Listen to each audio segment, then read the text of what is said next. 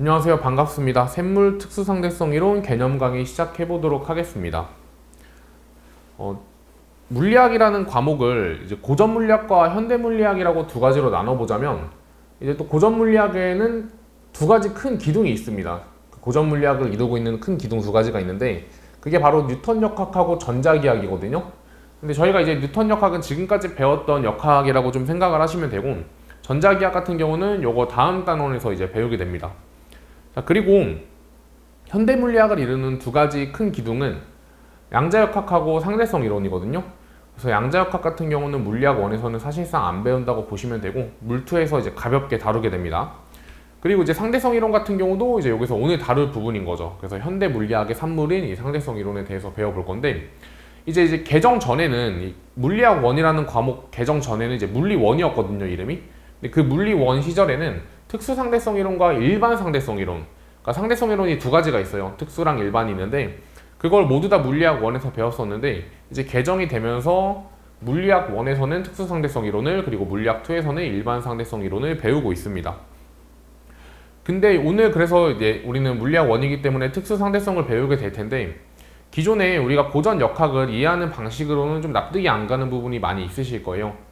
아인슈타인이 이제 연구를 해서 얻어낸 결과들인데, 이거를 우리가 사실 딱 바로 받아들이기에는, 그 당시 학자들도 이거를 받아들이는 게 굉장히 어렵다고 하는데, 이거를 저희가 수업을 한 시간도 안 되는 수업을 듣고서 모든 걸 이해한다는 건 사실상 조금 불가능하기 때문에, 그냥 납득이 가는 선에서 받아들이는 느낌으로 문제를 풀기 위해서 그냥 좀 개념을 받아들이자, 좀 그런 느낌으로 학습을 하시면 좋을 것 같고, 수능에서는 한 문항이 지금 꼭 출제가 되고 있습니다. 그만큼 중요한 주제고, 뭐 난이도 자체가 크게 어렵다 이런 느낌보다는, 그러니까 문제로서 나올 때는 또 풀만하게 나오니까 좀 그런 식으로 잘 학습을 해주시면 좋을 것 같습니다. 그리고 사실 예전에는 좀 계산 문제가 또 나왔었어요. 뭐 예를 들어서 지금 보시면 시간 지연, 뭐 길이 수축 뭐 이런 것들이 나오는데, 뭐 시간이 그럼 얼만큼 지연되느냐, 아니면 길이가 얼만큼 수축되느냐, 이거를 정량적으로 계산할 수 있게끔 문제가 출제가 됐는데, 이제는 그렇게 출제가 되고 있지는 않습니다. 그 공식이 안 나와가지고. 그래서 오히려 그런 부분이 어떻게 보면은 장점이 될 수도 있지만 좀 아쉬운 부분이기도 해요. 그런 공식을 알고 있으면 그 공식의 의미를 파악하면서 실질적으로 계산을 해보면서 조금 더 이제 심도 깊은 이해를 할 수 있는데, 그게 빠졌기 때문에 뭐 그런 부분은 아쉬운 부분이 있는 것 같습니다. 자, 아무튼 그래서 이 순서대로 마이클슨 몰리 실험부터 시작해서 쭉 진도를 나가게 될 텐데, 좀 컴팩트하게 최대한 요약해서 해드리도록 하겠습니다. 자, 우선 처음에는 이제 마이클슨 몰리 실험이라는 부분이 나오는데, 사실 이것도 설명하기 위해서는 우리가 파동에 대해서 좀 알고 있어야 돼요. 파동은 3단원에서 배우거든요. 물론 중학교 때도 배우고 오시겠지만, 그래서 그 파동에 대한 거 좀 간략하게 설명을 좀 드려보겠습니다.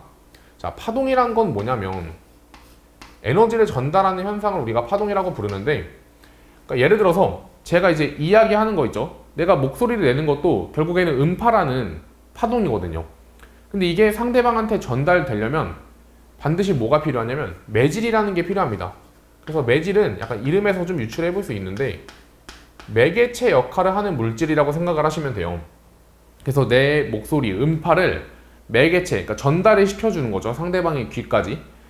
그래서 실제로 내가 우주에 가서 우주인들끼리 그 헬멧을 딱 벗고 이야기를 하면요, 안 들려요. 왜냐면 우주에는 공기가 거의 희박하잖아요. 없기 때문에 내가 이렇게 거의 진공 상태라고 보셔도 되죠. 그럼 내가 이렇게 말을 해도 전달할 수 있는 매질이 없기 때문에 목소리가 들리지 않는다는 겁니다.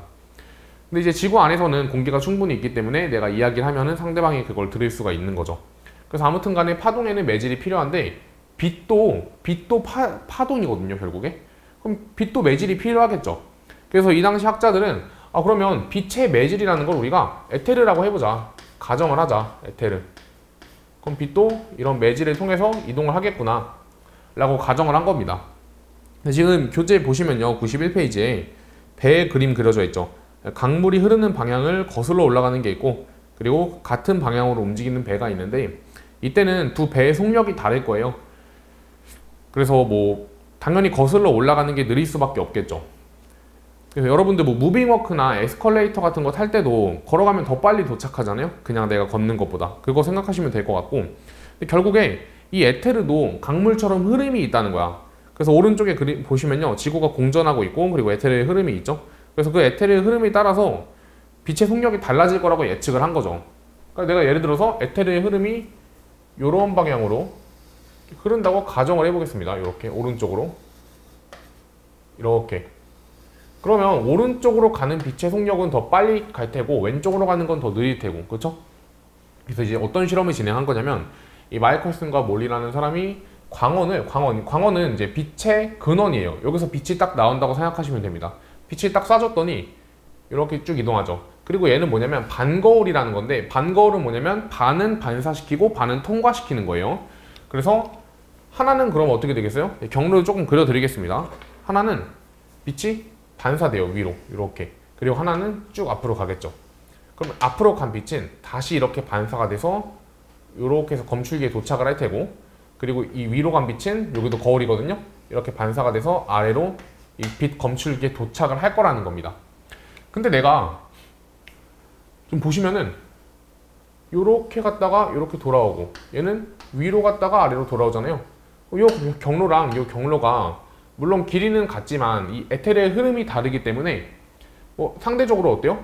얘는 지금 강물이 오른쪽으로 흐를 때 마치 위로 가는 배를 상상하시면 되겠죠.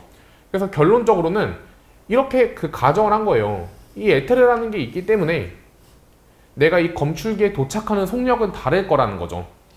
왜냐면 경로가 이렇게랑 이렇게 달랐기 때문에 이 강물을 여기는 옆으로 가는 거고 여기는 그러니까 강물 방향대로 갔다가 거슬러 가는 방향이기 때문에 결과가 다르게 나올 것이다 라고 가정을 하고서 실험을 했는데, 결과적으로는 이 검출기에 동시에 도착했습니다. 동시에. 그럼 뭔가 이상한 거거든요. 분명히 에테르가 존재하고 그 흐름이 있었다면 분명히 다르게 도착해야 되는데 동시에 도착했다. 그렇다고 이 실험 장비가 그렇게까지 오류가 있을 정도로 조잡하지도 않았어요. 충분히 검출이 될 만한 그런 실험 장비였는데 그럼에도 불구하고 동시에 도착을 했다는 거죠. 그럼 그 얘기는 결국에는 결론을 우리가 뭐라고 지었냐면, 내가 에테르가 있다고 하면은 동시에 도착할 수가 없는데 동시에 도착을 했네? 그럼 결국엔 에테르라는 게 없었구나 라는 게 됐다는 거예요. 그래서 여기서 더해서 에테르가 없었다는 거. 그럼 또 뭐라는 거 알 수가 있냐면, 파동은 매질이 필요하다고 말씀을 드렸잖아요. 여기 맞거든요. 맞는데 근데 이 중에서 반례가 있었다는 거죠. 이제 빛이라는 애는, 결론은 이겁니다. 빛이라는 애는 뭐가 필요가 없던 거예요? 매질이라는 게 필요가 없었다는 거죠. 이렇게. 그래서 이게 바로 이 마이컬슨 몰리 실험의 결과입니다. 이게 그래서 결국에 이 마이컬슨이라는 사람이 이 실험을 통해서 1900년대 초반, 1906년인가? 그때 이제 노벨상을 받은 걸로 저는 알고 있는데, 아무튼 이게 상대성 이론의 좀 기저가 됐다는 거죠. 그래서 빛은 매질 없이도 진행이 가능하구나. 상대성 이론의 가정 중에 이제 광속불변의 원리라는 게 있는데, 이게 어떻게 보면 이 광속불변의 원리 그리고 뭐 동시성의 상대성 이런 부분과 좀 관련이 있다고 하는 겁니다. 그래서 뭐 아인슈타인이 이거를 직접 참고했는지는 모르겠으나 아무튼 그 교과서에는 이거를 실어놓고 있고, 사실 수능에서는 이 부분에 대해서 잘 나오지는 않습니다. 내신 준비하시는 분들은 이 결과 위주로 좀 알고 계시면 좋을 것 같아요. 다시 한번, 파동은 매질이 필요해서 빛 또한 에테르라는 매질이 있을 줄 알아서 실험을 진행했다. 그래서 우리가 에테르라는 게 있었으면 검출기에 동시에 도착하면 안 되는데 결과는 동시에 도착했다는 거죠. 따라서 에테르라는 것은 존재하지 않고, 그래서 이걸로 내린 결론은 빛은 매질 없이도 진행이 가능하다라는 겁니다. 그래서 이제 마이컬슨과 몰리는 이런 실험을 진행했다는 거. 자, 그 다음으로 넘겨서요. 지금 교재 아래 91페이지에 관성좌표계, 비관성좌표계라고 나와 있는데 그 부분은 잠깐 넘어가고 다음 페이지로 넘겨보겠습니다. 저희가 이제 본격적으로 특수상대성 이론에 대해서 말씀드리기 전에 특수상대성 이론의 두 가지 가정에 대해서 좀 말씀을 드릴 거거든요. 약간 전제 조건이라고 생각하시면 됩니다. 저희가 이제 특수상대성 이론은 총 세 가지로 해서 공부를 하게 될 텐데, 그 전제 조건은 좀 두 가지가 있어요. 그래서 하나는 상대성 원리라는 부분이고 하나는 광속불변의 원리라는 부분인데 좀 설명을 드려보겠습니다. 자, 이거 상대성 원리가 교재에 나와 있는 표현으로 보면 되게 헷갈려요. 지금 교재에 뭐라고 나와 있냐면 92페이지 상단 부분에 나와 있죠. 모든 관성좌표계에서 물리법칙은 동일하게 성립한다. 근데 이게 지금 무슨 얘기인지를 잘 모르겠다는 거죠. 그러니까 이게 되게 깔끔한 표현은 맞거든요. 가장 이제 간략하게 사용한 표현은 맞는데, 지금 보시면 저희가 모르는 단어들이 좀 많이 나온다는 거죠. 우선 이제 관성좌표계. 뭔지 잘 모르겠고, 그리고 물리법칙이 동일하게 성립한다? 이것도 좀 무슨 얘기인지를 잘 모르겠다는 건데, 우선은 제가 이거를 좀 관성좌표계가 뭔지를 설명드리면서 상대성 원리까지 좀 같이 설명을 드리겠습니다. 지금 잠깐 그 전 페이지로 넘어가서 관성좌표계와 비관성좌표계라고 써있는 부분을 좀 봐주실래요? 이건 제가 칠판에 적지 않고 그 그림을 보고서 좀 설명을 드리겠습니다. 지금 보시면 공이 등가속도 운동을 하고 있죠. 처음에는 정지해 있다가 1초 때는 2m/s, 2초 때는 4m/s, 3초 때는 6m/s. 가속도는 오른쪽 방향으로 2m/s 제곱인 거고요. 근데 이거를 이제 정지 상태인 관찰자가 관찰을 해봤을 때는 속도가 0에서 2, 그래서 거기서 4, 6, 그러니까 초당 2m/s씩 빨라진다는 거기 때문에 A가 관찰할 때는 그냥 가속도가 2m/s 제곱이구나 라고 관찰을 할 테고, 그리고 오른쪽으로 2m/s로 등속 운동하는 관찰자는 상대 속도에 의해서 공의 속도를 -2, 0, 2, 4로 관찰을 하게 될 겁니다. 근데 이때도 어김없이 가속도는 2m/s 제곱이겠죠? 근데 이제 마지막으로 등가속도 운동을 하는 자동차 안에 있는 관찰자 C는 어때요? 얘는 가속도가 2m/s 제곱으로 등가속을 하고 있기 때문에 전부 다 -2, 즉 왼쪽으로 2m/s로 공이 움직인다고 보여질 거예요. 그러면 C가 볼 때는 가속도가 0이겠죠. 그래서 우리가 이 A랑 B, 관찰자 A랑 B를요, 관성좌표계에 있다고 합니다. 그래서 관성좌표계는 뭐냐면 관성법칙이 성립하는 좌표계. 저희가 관성법칙은 정지한 물체는 계속 정지하고 등속운동하는 물체는 계속 등속운동한다라고 말씀을 드렸잖아요. 그래서 이 관성좌표계는 정지해 있거나 등속도로 움직이는 기준 틀을 이야기합니다. 그리고 좌표계라는 거는 그러니까 기준 틀을 얘기하는 거예요. 관찰자, 기준 틀. 그래서 아무튼 이 정지한 관찰자 A나 등속운동하는 관찰자 B는 뭐라고 돼 있어요? 관성좌표계다라고 되어 있고, 그리고 그 아래에 제가 화살표 넣고 정지 상태랑 등속도 상태는 본질적으로 구분할 수 없다고 되어 있잖아요. 이게 무슨 얘기냐면 이게 바로 그 상대성 원리의 의의를 나타내는 거예요. 자 봐보세요 여러분. 저는 지금 움직이고 있나요? 정지했나요? 내가 뭔가를 관찰할 때 저는 정지한 관찰자인가요? 움직이는 관찰자인가요? 정지라고 생각을 하셨죠? 근데 그거는 본질적으로 구분할 수가 없다는 거예요. 왜 그러냐면 지금 제가 어디서 찍는지 아세요? 이거 스튜디오가 어디 있는지 모르시잖아요, 여러분은. 지금 이 스튜디오가 사실은 달리는 버스 내부일 수도 있다는 거야. 등속도로 이렇게 쭉 가고 있는 버스 내부일 수도 있다는 거죠. 근데 카메라랑 저랑 둘 다 이 버스 내부에 있기 때문에 사실은 나는 버스가 움직이고 있는데 그러면 나는 움직이고 있는 게 아닌가요, 저는? 그쵸? 근데 사실은 버스는 아니겠죠. 그럼 이걸 어떻게 확인할 수 있죠? 이 스튜디오 밖에 나가서 스튜디오를 관찰해야지만 그걸 확인할 수가 있는 거예요. 그럼 내가 스튜디오 밖을 나가보니까 여기 건물이 그냥 있는 거네. 그냥 건물이 정지해 있는 거네. 그럼 저는 이제 정지한 관찰자라고 이야기를 할 수가 있을까요? 그것도 확신을 할 수가 없는 게, 자 생각해보세요. 그럼 물론 이 건물은 정지해 있지만 지구가 뭘 하고 있죠? 넓게 봤을 때 지구는 자전도 하고 있고요. 그리고 크게 공전도 하고 있어요. 그럼 우주적으로 봤을 때는, 우주 밖에서 봤을 때는 저는 움직이는 관찰자가 되겠죠. 그러니까 나는 내가 움직이고 있는 거를 등속으로 움직이는 경우엔 저는 본질적으로 내가 움직이는지 움직이지 않는지를 구분할 수가 없다는 거고 구분할 필요도 없다는 겁니다. 그래서 항상 이제 이 특수상대성 이론에도 마찬가지로 그 관찰에 대한 게 굉장히 많이 나오는데, 이 상대성 원리에 이걸 다른 말로 풀어서 하면요, 등속과 정지를 구분할 수 없다. 즉 관찰자를 구분할 필요가 없다는 거예요. 그래서 지금 보시면은 여기 아까 전에 상대성 원리에 모든 관성좌표계에서 물리법칙은 동일하게 성립한다고 되어 있죠. 이게 무슨 얘기냐면 지금 아까 전에 전 페이지 다시 넘어가서 관찰자 A나 관찰자 B나 저 공의 힘을 구할 때 F는 ma라는 물리법칙을 구할 때 가속도가 둘 다 2m/s 제곱으로 찍힐 거 아니에요. 그쵸? 그럼 어떻죠? 그러면 어차피 F는 ma라는 식이 똑같이 나올 거라고요. 그쵸? 그러니까 내가 정지해 있거나 등속 운동했거나 이거는 본질적으로 구분할 필요도 없고 얘네가 어차피 관찰했을 때 모든 물리법칙은 동일하게 성립을 한다는 거죠. 그래서 얘는 관찰자에 대한 등속과 정지 뭐 이런 것들을 구분할 필요가 없다가 바로 상대성 원리가 된다는 거고, 그리고 얘는 또 이제 어떻게 나아갈 수 있냐면 항상 관찰을 하는 건 관찰자예요. 그러니까 관찰자 입장에서 서술을 하면 됩니다. 이건 또 무슨 얘기냐면, 자, 제가 예를 들어서 여기가 지금 P점이고요, Q점이에요.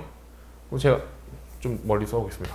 제가 쭉 등속도를 이렇게 움직인다고 가정을 해보세요. 그럼 저는 어떻게 됐죠? P점을 지나서 Q점까지 도착했죠. 자, 여기 P점을 지나서 Q점까지 도착을 했어요. 근데 내가 관찰자라면 사실 제가 지금 등속으로 움직이는 걸 인지할 수 없다고 말씀을 드렸잖아요. 그러니까 구분할 필요도 없고요. 그럼 내가 이렇게 앞으로 가면서 사실은 내가 움직이는 게 아니라, 상대 속도에서 배웠잖아요. 내가 움직이는 게 아니라 나의 속력을 0으로 만들어주고 배경들이 움직이는 거다라고 상대 속도에서 말씀을 드렸는데, 그거를 이용하면 된다는 거야. 나는 정지해 있는데 제가 지금 얘를 보고 있죠? P가 나한테 지금 다가오고 있어요. 그래서 P가 스쳐 지나갔어. 그 다음에 Q가 나한테 다가오고 있고 Q가 스쳐 지나갔어요. 그래서 관찰자 입장에서는 그렇게 보일 수밖에 없다는 거죠. 그래서 문제를 보시면요, 특수상대성 이론 문제를 보시면 아시겠지만 이 관찰자 입장에서 서술을 할 때 실제로 그렇게 서술을 합니다. 제가 볼 때 P를 지나고 Q를 지났다고 표현하지 않고 P가 다가오고 Q가 다가왔다고 표현을 한다는 거예요. 근데 이게 여러분들이 볼 때는 아닌데? P랑 Q는 가만히 있고 지금 강의를 찍는 저 선생이 다가가고 있는 건데? 라고 느끼겠지만 제가 관찰자가 됐을 때는 그게 아니라는 거죠. 그래서 아무튼 그런 걸 우리가 상대성 원리라고 부릅니다. 그래서 다시 한번 상대성 원리가 뭐냐라고 하면은 관성좌표계에서, 즉 정지하거나 등속운동하는 좌표계에서 뭐라고요? 물리법칙은 동일하게 성립한다. 즉 누가 보던지 상관이 없다. 등속했거나 정지했거나 그걸 구분할 필요도 없고 그냥 관찰자 입장에서만 서술을 하면 된다. 그런 얘기라는 거죠. 그 다음에 이제 두 번째는 광속불변의 원리라는 건데, 자, 이것도 아까 제가 상대속도 말씀을 드렸잖아요. 내가 예를 들어서 A라는 관찰자가 이쪽으로 20m/s로 가고 있고 B라는 관찰자가 만약에 이쪽으로 10m/s로 가고 있대요. 이때는 그럼 A가 볼 때 B는 얼마로 다가오는 것처럼 보여요? 자, 이게 플러스 마이너스니까 얘를 0으로 만들어주면 얘가 플러스 30이 되겠죠. 그러면 B가 볼 때 A는 플러스 방향으로 30으로 오는 게 되는 거고, 반대로 A가 볼 때 B는 나는 정지해 있는데 B가 마이너스 30으로 오는 것처럼 보일 거라고요. 이걸 우리가 상대속도라고 부르잖아요. 근데 이 광속불변의 원리는 이름에서도 이미 녹아 있는데, 얘도 전제는 관성좌표계입니다. 등속운동하거나 정지한 좌표계. 그래서 이 광속으로 움직일 때, 광속이라는 것 자체는요, 변하지가 않는다는 거죠. 그러니까 봐보세요. 내가 여기서 어떤 애가 빛을 이쪽으로 쏘고 있어요. 그리고 어떤 친구가 달려오고 있습니다. 0.5c. 그러니까 빛의 속력의 절반으로 달려오고 있는 거죠. 그러면 얘가 볼 때 빛의 속력은 얼마로 보여야 돼요? 우리가 원래 알고 있는 상대 속도를 이용하자면, 자, 그러면 나를 0으로 만들어주면 얘가 뭐가 돼요? 플러스 1.5c가 되잖아요. 근데 항상 우리는 이게 아니라 무조건 광속은 얼마로밖에 안 보이는 거냐면 c로밖에 안 보인다는 거예요. 광속은 무조건. 빛의 속력을 우리가 c라고 적는데, 지금 보시면 빛의 속력이라고 해서 나와 있습니다. 교재 92페이지에. 자, 광속은 진공에서 약 3억 m/s라는 정확한 값을 가지면 c로 표기한다라고 나와 있죠. 그래서 아무튼 어떤 관찰자가 보더라도 얘는 무조건적으로 c로 보인다는 거예요. 진공에서. 자, 다시 한번. 그러면 봐보세요. 얘가 빛을 c로 쏘고 있죠. 그럼 이거를 관찰할 때 어떤 사람은 여기 정지해 있고, 어떤 사람은 도망가고 있고, 어떤 사람은 다가오고 있을 때 얘가 보나 무조건 빛의 속력은 무조건 c로 보인다는 게 바로 광속불변의 원리라는 겁니다. 이거는 그런데 이게 사실 이런 게 상식적으로는 받아들여지지가 않는다고요. 말이 안 되잖아요. 분명 쟤도 오고 나도 가면 더 빠른 거 아닌가? 근데 이거는 제가 이거 원리를 조금 설명을 드릴 수는 있는데, 그러면 너무 이렇게 배보다 배꼽이 더 커지는 현상이 벌어지거든요. 그래서 그거는 굳이 이제 이야기하지 않겠습니다. 그래서 너무 궁금하신 분들은 저한테 따로 말씀을 주시면 설명은 드릴 텐데, 아무튼 이거는 그냥 누가 관찰을 하든지 광속은 c로 보인다. 그 정도로 좀 기억을 하고 넘어가시면 좋을 것 같아요. 자, 그래서 누가 보든지 관성 좌표계에서는 빛의 속력이 항상 얼마? c다. 진공에서 라고 할 수 있고요. 자, 그 다음에 그럼 진짜 본격적으로 이제 특수상대성 이론에 대해서 넘어가서 설명을 좀 드릴 거고요. 오늘은 아까도 말씀드렸다시피 좀 컴팩트하게 그냥 핵심적인 부분만 딱 정리를 해드릴 거예요. 그래서 사실 다른 강의에 비교했을 때 아마 제 수업하는 게 개념 부분이 그렇게 길지는 않을 겁니다. 근데 이렇게 컴팩트하게 정리를 하면 어떤 문제가 생기냐면 문제에 바로 대입하기가 좀 어렵거든요. 그래서 제가 그 뒤에 상대성 이론 같은 경우는 특강이 3개나 붙어 있어요. 그래서 스텝 1, 스텝 2, 스텝 3 해가지고 3개가 붙어 있는데 그 부분까지 좀 수업을 붙여서 올려드릴 테니까 좀 그것까지 잘 학습을 해주신 다음에 문제를 좀 풀어 나가면 좋을 것 같습니다. 자, 우선 첫 번째 특수상대성 이론은요, 동시성의 상대성이라는 거예요. 그러니까 우리가 사실 이제 기존의 고전 역학에서는 동시성의 상대성? 그러니까 이런 것 자체를 의심을 하지가 않았어요. 무슨 얘기냐면 시간과 공간은요, 누구에게나 절대적인 거야. 그러니까 내가 볼 때 이 지우개의 크기는 여러분들이 볼 때 크기랑 동일하다는 거죠. 그리고 제가 측정하는 시간, 내가 측정하는 1시간과 상대방이 측정하는 1시간은 동일하다는 거예요. 저희가 이제 같이 시작을 스톱워치 시간을 딱 눌러가지고 1시간 뒤에 끄자라고 하면은 정확히 1시간 뒤에 서로 같은 시간에 딱 누를 거라는 거죠. 정지 버튼을. 근데 이제 이 첫 번째 특수상대성 이론인 동시성의 상대성은요, 그게 잘못됐다는 겁니다. 기존 물리학자들은 애초에 이거를 의심조차 하진 않았거든요. 근데 아인슈타인은 이제 이거를 의심을 한 거죠. 동시라는 거는 사실 상대적일 수가 있다. 그러니까 나한테 동시에 벌어진 사건이 너한테는 동시가 아닐 수도 있다 라는 거예요.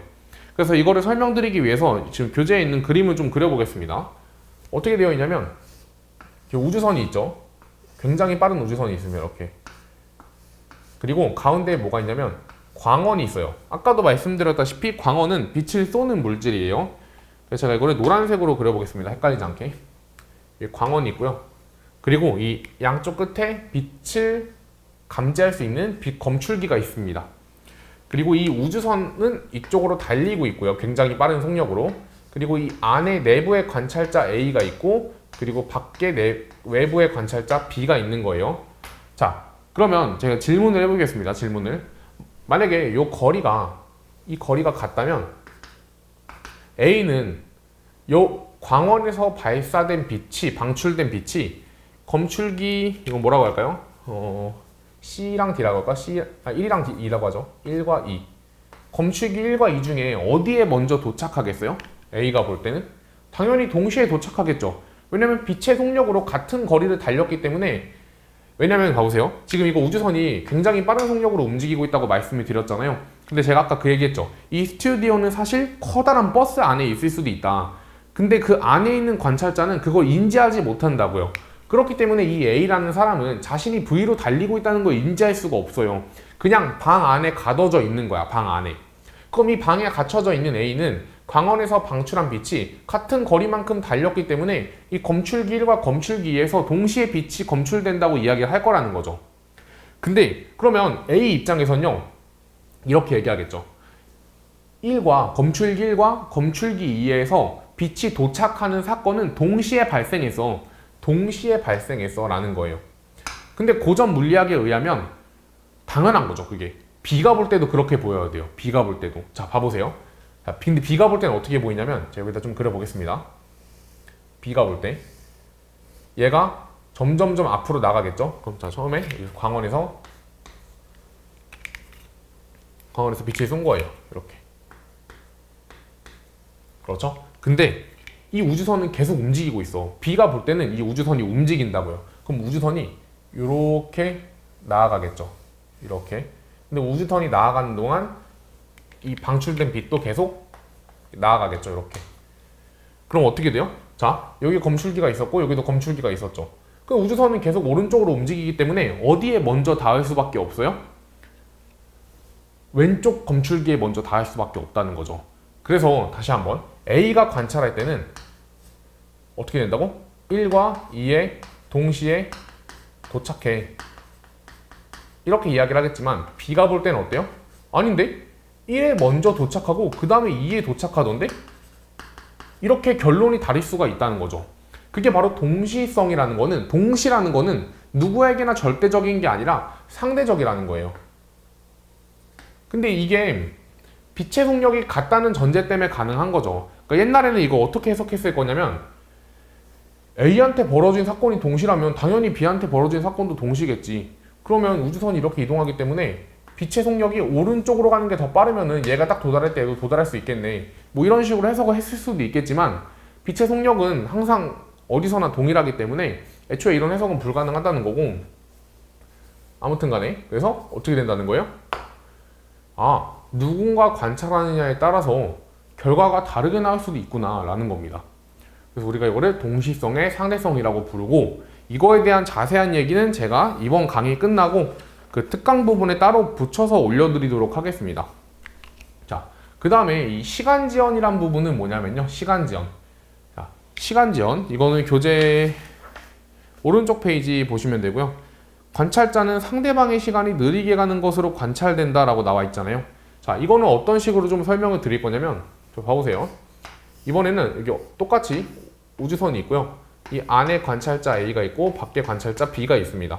그 다음에 이제 어떤 실험을 진행할 거냐면, 여기 아래 광원이 달려있는 거고 여기 위에는 거울이 달려있는 거예요. 거울. 그러면 A가 볼 때 어때요? 이 광원에서 빛이 발사되면 이렇게 위에 있는 걸 찍고 아래로 내려갔겠죠. 그쵸? 그럼 이 거리를 저희가 L이라고 해봅시다. 이렇게 가는 거리를 L이라고 해보면, 그럼 A가 볼 때 이렇게 느낄 거예요. 아, 내가 빛이 왕복하는데 걸린 시간은 얼마나 걸렸냐면, TA는 옆에다 적어보죠. 잠시만요. 자, TA는 우리가 시간은 속력분의 거리잖아요. 속력분의 거리. 그럼 빛의 속력으로 왕복한 거기 때문에 EL을 달리면 되겠죠. EL. 이렇게 측정한다는 거죠. 근데 B가 볼 땐 좀 다르다는 거예요. 왜냐면 내가 지금 처음에 빛을 어디로 쐈어요? 위로 쐈죠. 위로. 자, 잠시만요. 처음에 빛을 여기서부터 위로 쐈다고요. 근데 빛이 이동하는 동안 A가 볼 때는 어차피 자기가 방 안에 갇혀 있는 거기 때문에 자신의 속도를 인지할 수 없었지만, B가 볼 때는 이 우주선이 직접 움직이고 있기 때문에 내가 빛이 위로 올라가고 있어요. 근데 우주선은 어떻게 돼요? 계속해서 이렇게 앞으로 나아가겠죠. 이런 식으로. 그러면 내가 이 위로 쏜 빛은 어때? 위로, 위로, 위로. 이미 위에 도착했을 때는 우주선이 이만큼 가버렸다는 거예요. 근데 우주선이 이만큼 가버리면은 내가 얘기한 거울은 여기 있잖아요. 여기. 그쵸? 그럼 내가 처음에 위로 쏜 빛은 거울에 도착할 수가 없어요. 그래서 맨 처음에 대각선으로 쐈던 빛 있죠. 대각선으로 쐈던 빛. 그게 바로 이 거울에 도착할 수가 있다는 거예요. 그 다음에 다시 광원으로 아까 돌아왔잖아요. 그럼 어떻게 봐야 돼? 얘가 다시 대각선으로 돌아온 빛이, 왜? 어차피 우주선은 계속 움직일 거니까 다시 움직이면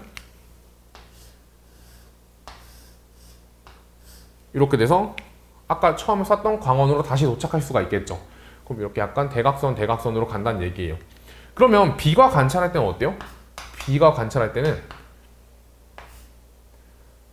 똑같은 빛의 속력, 광속 불변의 원리에 의해서 같은 빛의 속력으로 달렸고, 대신에 왔다 갔다 한 거리가 위로 그냥 직선으로 가는 거리보단 대각선이 더 크죠. 그래서 이 L보다는 더 큰 값으로 간다는 거예요. 왕복을. 자, 그러면 TA랑 TB 중에 TB가 더 크겠죠. 자, 봐보세요. 왕복하는 같은 사건에 대해서 그냥 A가 볼 때도 빛이 왕복하는 거고 B가 볼 때도 빛이 왕복하는 건데, 다시 광원까지 돌아가는 건데, 걸린 시간이 누가 더 길었다는 거예요? B가 더 길었다는 거예요. B가 더. 자, 그래서 저희가 이 TA를 뭐라고 부르냐면 고유시간이라고 부릅니다. 고유시간. 그럼 고유시간은 뭔가요? 고유시간은 뭐냐면 같은 장소에서 발생한 일을 측정하는 시간. 여기도 지금 뭐라고 나와 있냐면, 관찰자가 보았을 때 같은 위치에서 일어난 두 사건 사이의 시간 간격이라고 되어 있죠. 그 시간지연 아래 고유시간 부분에. 자, 지금 A가 볼 때는요. A가 볼 때는 이 안에서 광원에서 그냥 천장을 찍고 다시 광원으로 돌아온 거예요. 그러면 제가 지금 우주선 안에 있다고 생각을 해보세요. 자, 이게 광원입니다. 그럼 여기서 그냥 위로 갔다가 다시 같은 위치, 같은 장소로 돌아온 거죠. 여기서 출발해서 다시 돌아온 거기 때문에 같은 장소에서 발생한 사건이라는 거예요. 이거를 내가 측정하는 시간이, 자, 지금 예를 들어서 지금 출발했어요. 자, 0초 때 출발한 겁니다. 그래서 똑딱 해서 5초 만에 돌아왔대. 그럼 그게 바로 고유시간이 된다는 거죠. 근데 B가 볼 때는 고유시간이라고 할 수 없는 게 왜 그러냐면, B는 처음 장소가 어디예요? 여기고 나중 장소가 여기죠. 그럼 어차피 광원이니까 같은 장소 아닌가요? 그게 아니라 지금 좌표라고 생각해 보세요. 이렇게. 그럼 얘는 지금 원점에 있는 거고 얘는 이동했잖아요. 그쵸? 원점에 있고 이동했기 때문에 이때는 이거를 고유시간이라고 볼 수가 없다는 거예요. 그래서 우리가 이걸 뭐라고 부르냐면 이 고유시간에 비해서 값이 커졌죠. 이런 거 우리가 팽창시간 혹은 지연시간이라고 부릅니다. 그래서 이제 고유시간보다 팽창된 거를 우리가 뭐라 부르는 거야? 이제 시간지연 혹은 시간팽창이라고 부른다는 거죠. 그래서 이거를 결론을 좀 정리해 보자면 어떤 관찰자가 관찰을 할 때 움직이고 있죠. 움직이는 대상의 시간은 팽창돼 보여요. 늘어나 보인다고. 그 얘기는 예를 들어서 대충 밥 먹는데 한 10분 정도 걸리잖아요. 그쵸? 얘네들이 밥을 막 먹는 거야. 그럼 B는 10분 만에 다 먹었다 이러겠죠. 근데 B가 A를 관찰할 때는 밥을 1시간 동안 먹는 거예요. 이렇게 천천히 막. 쟤 왜 이렇게 느리게 먹어? 이러겠지. B가 볼 때 A는. 그래서 천천히 밥을 한 숟갈 딱 떠먹고 그 다음에 또 한 숟갈 떠먹고 굉장히 천천히 행동한다는 겁니다. A가. 자, 그럼 제가 질문을 하나 해볼게요. 그러면 자, B가 볼 때 A는 어떻게 보인다고? 느려 보인다고요. 그쵸? 왜? 움직이면은 시간 팽창이 일어나기 때문에 항상 움직이는 물체는 느려 보여요. 그래서 B가 볼 때 뭐라고 생각해서 A를? 야, 쟤 왜 이렇게 느리냐? 행동하는 게 왜 이렇게 굼떠? 왜 이렇게 느려? 시간 팽창 때문에. 그쵸? 그렇게 얘기할 텐데 그럼 질문해 볼게요. A가 볼 때 B는 빠를까요? B가 볼 때 A는 느리다 했잖아요. 느려. 느려. 그럼 A가 볼 때는 쟤는 왜 이렇게 빠르냐? 이럴까? 아니에요. 똑같이 A가 볼 때 B도 느려요. 똑같이. 이게 왜 그런 거냐면 봐보세요. B는 지금 지구 위에 있겠죠? 지구 위에. 근데 A가 볼 때는 자신은 움직이질 않아요. 자신은 움직이지 않고 상대 속도에 의해서 나는 정지해 있고 이 나머지 것들이 이쪽 방향으로 빠르게 움직일 거라고 생각을 한다고. 얘가 원래 이렇게 V로 움직였다면 이렇게 상대 속도에 의해서.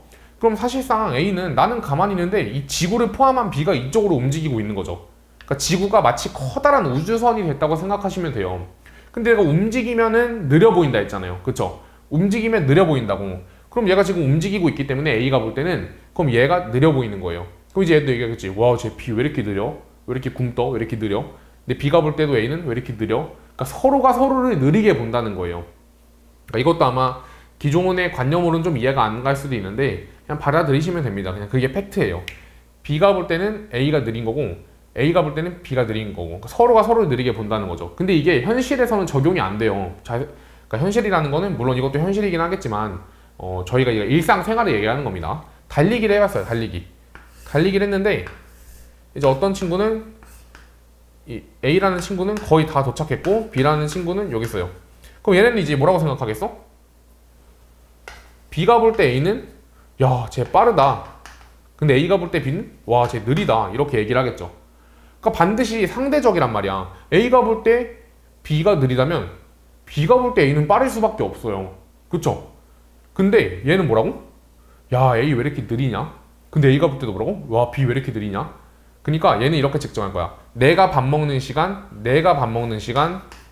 10분. 그리고 뭐 A가 밥 먹는 시간 1시간 60분. 근데 얘는 어때요? A가 볼 때 내가 밥 먹는 시간 10분, B가 밥 먹는 시간 60분 이렇게 측정을 할 거라는 거죠. 그러면 누구의 말이 맞는 걸까요? 누구의 말이 맞는 걸까? 계속 말씀드렸지만 누구의 말이 맞다라는 거는 사실 얘기하기가 좀 어려워요. 왜냐면 관찰자에 따라서 그냥 결과가 다르게 보일 뿐인 거예요. 그냥 그 팩트 자체입니다. 그게. 그래서 이거랑 관련된 역설이 하나가 있는데 자 소개를 좀 드려볼게요. 쌍둥이 역설이라고 부르는 거거든요. 그러니까 지구에서 A랑 B라는 쌍둥이가 있었대. A랑 B라는 쌍둥이가 있는데 얘는 나이가 똑같아요. 근데 이제 B가 여행을 다녀온 거예요. 이렇게 여행을 갔다가 다시 지구로 돌아오는 걸 나타낸 겁니다. 그러면 자 봐보세요. A가 볼 때 B의 시간은 어떻게 흘러요? 움직이는 거는 시간이 느리게 흐르기 때문에 시간이 팽창되죠. 시간이 팽창. 그러면 A가 볼 때 B는 어떻게 보이겠어? 느리다 이렇게 보일 거라고요. 그쵸? 그러니까 나는 지금 10년이나 늙어버렸는데 쟤는 1년밖에 안 늙은 거야. 근데 반대로 B가 볼 때는 어때요? A가 느리게 보인다고요. 이쪽으로 지구라는 행성이 움직이는 거기 때문에. 자, 그럼 질문해 볼게요. A가 B를 보면 부러워하겠죠. 왜? 야, 쟤 시간이 느리게 흐르네. 나 10년이나 늙었는데 1년밖에 안 늙었어. 부럽다. 근데 B가 볼 때도 어때요? 와, 쟤 느리게 흐르네 시간이. 그럼 나 10년 늙었는데 쟤 1년밖에 안 늙었네. 부럽다. 그러면 서로가 서로를 부러워할 거예요. 나는 빨리 늙고 있는데, 그러니까 정확히는 나는 그냥 그대로 늙고 있는데 내 형제는 천천히 늙고 있잖아요. 그게 너무 부러웠어. 그러면 누가 맞는 걸까요? 실제로 누가 맞는 걸까? 누가 늙는 게 맞는 거예요? 실제로는? 그러니까 지금 제가 이렇게 질문했잖아요. 그 질문 자체가 틀렸다는 거예요. 왜냐면 실제로라는 거는 뭔데요 도대체? 실제가 뭔데요? 실제라는 거는 없어요. 그러니까 A 입장인지 B 입장인지가 다르다고요. 그게 바로 상대적인 거야. 이거 상대성 이론이죠. 상대성 이론. 상대적이라고. 시간에 대한 거는 다 상대적이기 때문에 누가 느린 게 팩트야, 누가 덜 늙은 게 팩트야, 누가 더 늙은 게 팩트, 이거는 구분할 수가 없다는 거예요. 그러니까 내가 이거를 대답할 수 있는 질문으로 바꾸려면 이렇게 바꿔도 돼요. A가 볼 때 누가 더 늙은 게 팩트야? 이렇게 바꿔도 돼요. B가 볼 때 누가 더 늙은 게 팩트야? 이렇게 바꿔도 돼요. 그럼 A는 뭐라고 대답하겠어? 내가 더 늙었어. B는 뭐라고 대답하겠어요? 내가 더 늙었어. 똑같이 대답하겠죠. 그냥 그 각각이 관찰자에 따른 사실이라는 거지, 이거를 절대적 진리를 내가 주장할 수가 없다는 거예요. 실질적으로는 누가 더 늙었다 이걸 주장할 수가 없다는 거죠. 근데 이거는 가능하거든요. 그럼 선생님 그러면 일단 어떻게든 이해는 갔습니다. 대충은 알겠어요. 아무튼 간에 그냥 서로가 서로를 부러워하는 거죠. 아무튼 왜냐면 상대방이 덜 늙으니까. 그럼 봐보세요. 상대방이 덜 늙는다고 했잖아요. 둘 다. 근데 어떤 문제가 생기냐면 내가 지구로 다시 돌아온 거예요. 그럼 이때는 그런 주장을 불가능하잖아요. 왜? 이제 서로 얘기하겠지. 야, 내가 너 지켜보니까 너 덜 늙었던데? 부럽다. 나 지금 20년이나 살았는데 너는 2년밖에 안 늙었잖아. 그때는 말이 안 된다는 거지. 지구에 도착했을 때는. 그쵸? 왜냐면 나이가 있을 거 아니에요. 실제로. 지구에 도착했을 때는 비교가 될 거 아니에요. 그럼 아까 얘기한 게 좀 깨지는 거 아닌가? 근데 이거는 아닙니다. 이게 그래서 쌍둥이 역설이거든요. 왜냐면 내가 도착했을 때는 서로가 서로를 젊게 볼 수가 없잖아요. 얘가 젊으면 실제로 얘가 젊은 게 맞는 거고, 얘가 젊으면 실제로 얘가 젊은 게 맞는 거거든요. 그럼 이거는 어떻게 설명할 수가 있냐면, 애초에 이건요 상대성 이론이 깨져버렸어요. 여기서는 특수상대성 이론이 깨졌다고. 왜? 이 부분 때문에 그래요. 내가 특수상대성 이론의 전제 조건은 뭐였어요? 상대성 원리랑 광속불변의 원리 둘 다 관성 좌표계를 기준으로 할 때가 바로 기준이었던 거야. 근데 여기서는 어때요? 여기 턴 하면서 속도가 변하거든요. 그쵸? 그럼 여기서 바로 이 관성 좌표계라는 전제가 깨져버린다고요. 그렇죠? 그렇기 때문에 애초에 이때는 모순이 생기지는 않는다는 거죠. 그래서 이 부분은 지금 제가 좀 그냥 추가적으로 설명을 드린 부분이긴 한데, 납득이 잘 안 가시면은 그냥 가볍게 듣고 넘기시면 될 것 같습니다. 그래서 아무튼 저희는 사실 솔직히 말씀드려서 문제 푸는 게 중요한 거잖아요. 그래서 좀 정리를 해드리면요, 그냥 결국엔 움직이면 느려 보이구나, 움직이면 느려 보이구나, 그것만 좀 기억을 하시면 될 것 같아요. 자, 그 다음에 이제 마지막으로 길이 수축인데요.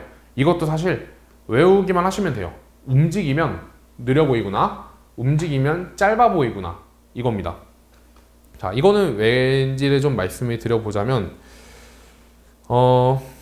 지금 그림이 두 개가 있죠. 교재에도. 그걸로 좀 말씀을 드리겠습니다. 이 지구가 있고요. 이 목성이 있대요. 그리고 이거를 달려가는 B가 있고, 이거를 달에서 관찰하는 A가 있어요. 자, 그 다음에 두 번째는 똑같이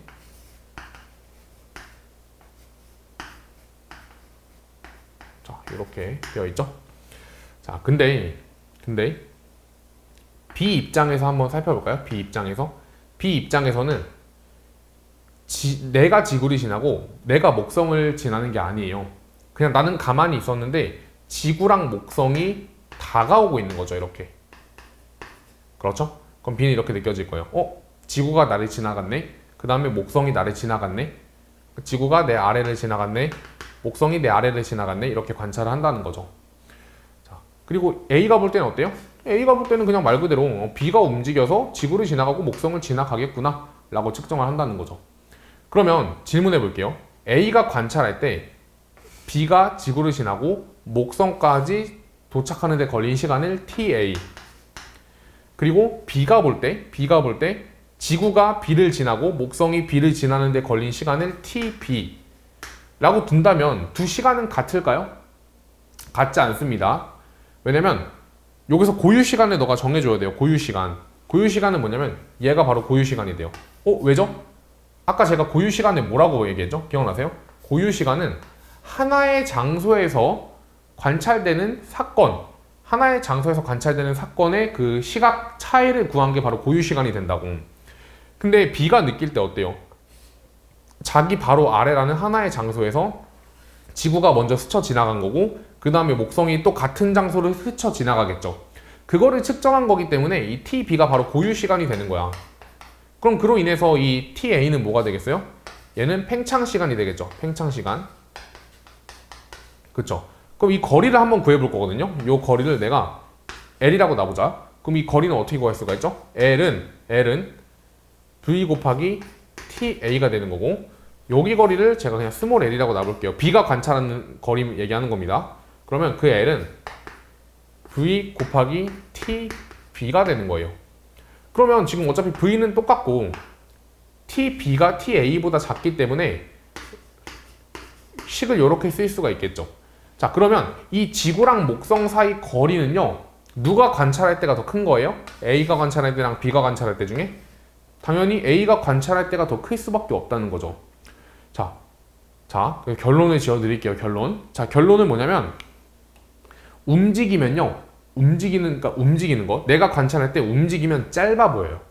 근데 중요한 거는 그 움직이는 방향에 대해서 짧아 보인다는 겁니다. 그러니까 원리는 지금 이걸로 설명을 드린 거고, 그러니까 지금 이 그림 보시면 그 왼쪽 그림 보이세요? 달, A, 지구, 목성, B 움직이고 있죠. 근데 B 우주선 보시면 그 빨간 색깔로 어떻게 그렸어요, 제가?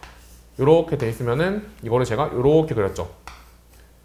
그러니까 A가 볼 때는 목성, 지구 다 정지해 있는데 이 우주선인 B만 움직이고 있는 거잖아요. 그쵸? 그럼 그 움직이는 방향에 대해서만 짧게 보인다는 거야. 그러니까 절대로 이렇게 그리시면 안 돼요. 이렇게 뾰족하게 이렇게 그리는 게 아니라 이렇게가 아니라 그 움직이는 방향의 수평 방향에 대해서만 짧아 보인다는 거죠. 근데 B가 볼 때는 어때요? B가 볼 때는 사실은 지가 움직이고 있는 건데 그건 중요하지 않다고요. 나는 정지했고 누가 움직이는 거야? 지구가 움직이고 목성이 움직이고 달과 이 사람이 움직이고 심지어 이 사이에 있는 모든 입자들마저 다 이쪽으로 움직이는 거예요. 모든 공간 자체가 다 움직이는 거라고. 그러면 이 B는요, 이 전체를 압축해서 볼 거예요. 전부 달을. 그러면 어떻게 되겠어요? 달도 홀쭉해지고 이 위에 있는 사람도 홀쭉해지고 그리고 지구랑 목성도 홀쭉해지고 심지어 이 사이 거리마저 홀쭉해진다는 거죠. 그렇기 때문에 얘가 관찰한 거리가 바로 뭐가 되는 거예요? 수축된 길이를 관찰할 수밖에 없다는 겁니다. 그러니까 내가 관찰하는 모든 거는 그 운동하는 방향에 대해서 수축이 된다는 거죠. 그게 바로 길이 수축에 대한 이야기입니다. 자, 그래서 좀 유도도 어느 정도 해드렸고 식도 써드렸는데 사실 이 파트 계속 얘기하고 있지만 많이 어려워요. 그래서 결론만 좀 기억을 해주세요. 결론. 자, 움직이면 어떻게 된다? 느리게 보인다. 그리고 얘는 어때요? 움직이면 짧아 보인다. 그거예요. 자, 근데 이제 하나만 또 기억을 해주셔야 되는 게, 자, 이 시간이 지연되는 정도랑 길이가 수축되는 정도는요, 내가 관찰하는 대상의 속력이 커질수록 얘네도 같이 커지게 되어 있습니다. 이게 무슨 얘기냐면, 자, 여기 하나만 더 그려볼게요. 관찰자가 있고요. 그리고 여기 어떤 우주선이 V라는 속력으로 가고 있고 어떤 우주선이 더 큰 속력으로 가고 있어요. 자, 근데 만약에 이 우주선의 원래 길이가 똑같았대. 같은 우주선이었던 거예요. 같은 우주선. 근데 그러면 둘 다 길이 수축이 일어나겠죠. 일단 빠르게 달리고 있기 때문에 길이 수축이 일어날 텐데 더 빨리 달리는 애가 수축되는 정도가 더 크다는 거예요. 그러면 내가 여기를 A라고 놓고 얘를 B라고 놓는다면 이 거리를 LA, 관측되는 거리, 얘를 LB. 그럼 관찰자가 볼 때에는 LA로 보이고 LB로 보인다는 거잖아요. 그럼 LA랑 LB 중에는 누가 더 큰 거야? LA가 더 크다는 거예요. 왜? 어차피 원래 길이는 똑같았는데 얘도 수축이 된 거고 얘도 수축이 된 거죠. 근데 속력이 빠른 B 쪽이 더 많이 수축이 됐다는 거죠. 그리고 시간 팽창도 마찬가지야. 시간 팽창도 얘가 더 많이 일어나요. 그러니까 둘 다 똑같은 시간에 밥을 먹었대. 각각의 입장에서. 그러면 얘가 관찰할 때는 B가 더 늦게 먹은 걸로 관찰이 된다는 거죠. 그래서 이것까지만 기억을 해두시면 좋을 것 같습니다. 자, 그 다음에 이제 마지막 페이지에, 그러니까 94페이지에 뮤온이라고 나오는데 그것만 좀 간략하게 설명을 드리고 오늘은 마무리를 짓도록 하겠습니다. 특수상대성 이론의 예시, 뮤온의 지표면 관측이라고 되어 있는데 뮤온은 뭐냐면 그냥 기본 입자 중 하나입니다. 입자. 그래서 뭐 자세한 내용까지는 알 필요가 없고 왼쪽에 그냥 적어놨으니까 가볍게 읽어보세요. 근데 이 뮤온이 우주에서 막 많이 이렇게 존재를 하는데 얘가 수명이 굉장히 짧아요. 그래서 굉장히 짧아서 이론상으로 지구에 뮤온이 떨어지기도 전에 소멸해 버려야 돼요. 너무 수명이 짧기 때문에. 근데 실제로는요 관측이 돼요. 지표면에서. 그럼 이거를 어떻게 설명할 수 있느냐? 수명이 너무 짧아서 관측이 안 돼야 되는데 관측이 된다고요. 그럼 이걸 어떻게 설명할 수 있냐면 이거를 상대성 이론 관점에서 설명을 할 수가 있는데 포인트는요 두 가지를 다 알고 계셔야 돼요. 지금 두 개가 다 나오죠? 지면의 관찰자 입장과 움직이는 뮤온 입장. 자 보겠습니다. 좀 지우고 해보죠.